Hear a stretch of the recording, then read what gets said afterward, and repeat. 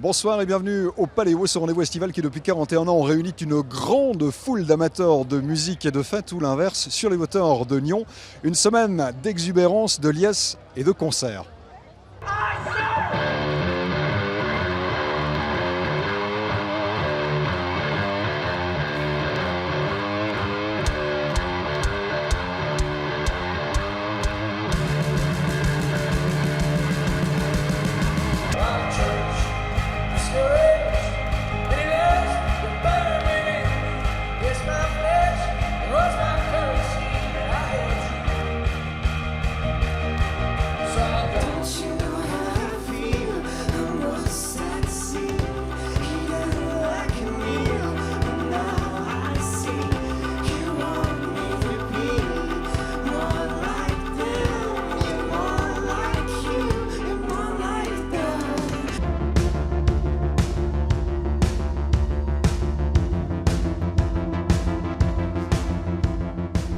Et parmi les têtes d'affiche attendues en ce début de Paléo, il y avait le duo français Aaron, toujours à la recherche du son synonyme de vie.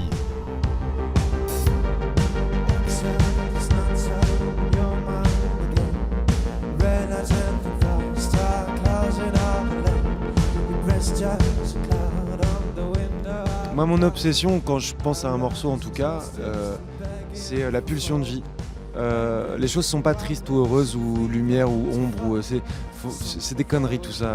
Y a pas à part dans les émissions de télé, il n'y a pas genre ça c'est pour du temps de cerveau disponible. Et puis voilà, si tu lis un livre, si tu vois une œuvre, si tu vas voir une exposition, n'importe quelle chose qui a été amenée par un créatif, par quelqu'un qui a créé quelque chose à la base, a forcément un double sens, a forcément une double énergie.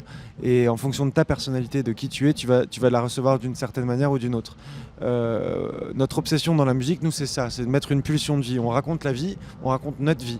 Et j'aime bien cette idée de déclencheur d'émotion, de déclencher quelque chose dans l'oreille de l'auditeur. Pousser le travail sur les couches de son aussi. Pour nous, c'était vraiment très important. Il y a certains sons que tu n'entendras que au casque et à la 10e écoute. Et moi, j'ai toujours adoré les albums comme ça.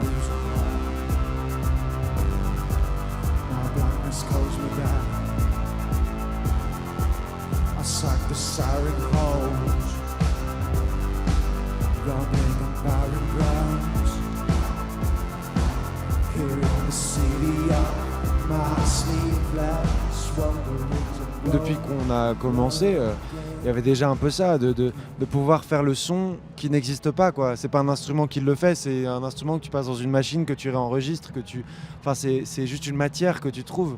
Et c'est ça c'est vraiment quelque chose qui nous excite.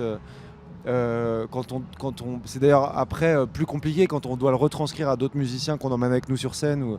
Mais cette matière qui va illustrer le mieux ce propos-là, ça nous fait grave kiffer. Quand on a l'impression d'avoir trouvé un truc qui nous excite l'oreille, c'est parfait. Peu importe ce que c'est comme instrument en fait. Vraiment, ce qui nous excite aussi, c'est la recherche de son. On adore ça, sculpter un peu les matières sonores, créer des ambiances. Voilà, parfois on a vraiment besoin de ça.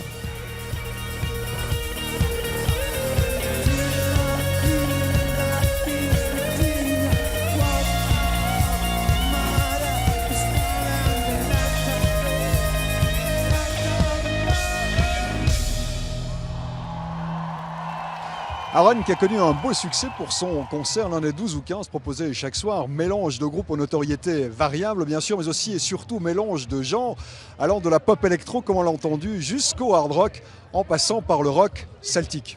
C'est une merveille, magnifique. C'était un bel après-midi, on parcourait la Romandie, comme on suivait les hirondelles, on a fait halte à Neuchâtel. Dans le plus merveilleux endroit, nos amis les taverniers rois nous ont servi une pitance, toutes celles qui ravivent les panses. De beaux nectars pour nos vins secs et des potions à boire cul sec. Comme on avait un coup dans l'air, on est reparti de plus belle. Au début, on était très musique traditionnelle. Et puis au fur et à mesure, on a aussi évolué, on a grandi. On avait commencé quand j'avais 14 ans, donc on était encore, je n'avais pas encore muet. Et puis après, c'est vrai qu'on a eu un peu plus envie de partir dans du moderne. Et puis on n'a pas eu de problème avec les puristes, mais c'est vrai qu'on s'est peut-être un petit peu éloigné de cet aspect musique très traditionnel. Mais on essaie quand même ce qui nous plaît surtout, c'est l'énergie qui dégage. Et puis ça, on a réussi à le conserver. Puis c'est vrai que c'est une musique qui est très festive et qui est très positive. Et c'est aussi pour ça que c'est une musique qui nous correspond beaucoup.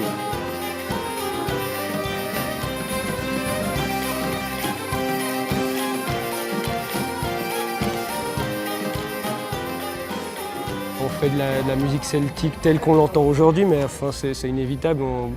On est la génération aussi qui avons grandi, je sais pas, je pense à Nirvana, Radiohead, ça c'est pour le rock. On a grandi aussi avec des artistes hip-hop.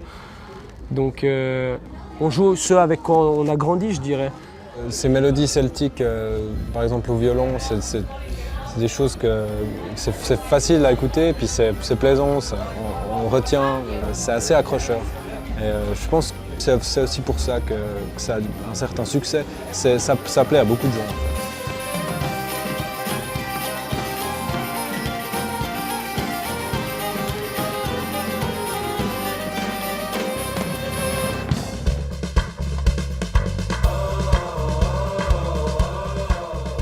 Des mélodies que nous avons aussi tous en tête, ce sont celles de Louise Attaque, de retour en disque et sur scène après quelques 10 ans d'absence ou de pause. Aimer sur un seul pied, sans savoir où poser ses lèvres, ses pensées, si seulement j'avais... Ce qu'on appelle la pause, nous, entre le 3e album et puis celui-ci, a duré 10 ans, donc il y a eu plein d'occasions de se demander si on avait quelque chose à faire à nouveau. Voilà, au bout de 10 ans, on s'est mis autour d'une table, on a discuté. Sur un seul pied, sans savoir où poser ses lèvres, ses pensées, si seulement j'avais... Une fois qu'on s'est mis à composer, on a retrouvé assez vite en effet non seulement des vieux réflexes, mais une espèce d'alchimie qui fonctionnait et qui nous amenait à composer des morceaux qui ressemblaient beaucoup à ceux du premier. Et par contre, on ne s'est pas arrêté là, on s'est dit... On va pas refaire la même chose. Si on a un nouvel album à proposer, il faut que ce soit quand même dans une direction différente. On s'est bousculé les uns les autres pour se faire évoluer, pour faire en sorte que cet album-là ressemble pas aux autres sur le plan du son, sur le plan de ce qu'il contient sur le plan musical. Même si on trouve, nous, dans le groupe, qu'il a à peu près le même jeté, la même spontanéité, peut-être la même densité que le premier, par exemple.